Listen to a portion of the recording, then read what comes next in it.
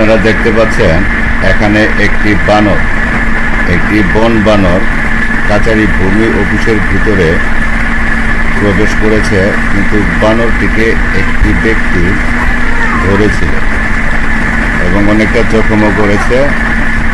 এই বানরটির গলায় একটি শিকল দেখতে পাচ্ছেন, সে অনেক চেষ্টা করতেছে শিকলটিকে খোলার জন্য।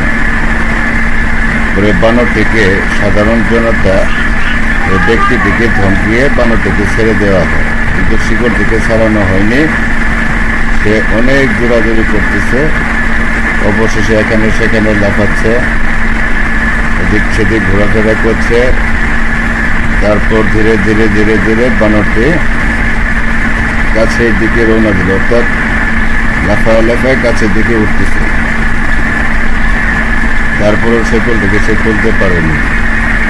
জানি না আসলে কতটুকু সুস্থ থাকবে, তবে আমাদের এটা করা পাবলিকের জন্য উচিত হলে আমাদের উচিত বানরের শিকলটিকে যদি খুলে দেওয়া হয়, কিন্তু ধরাটাই খুব একটু টাফ ব্যাপার হয়ে দাঁড়াবে।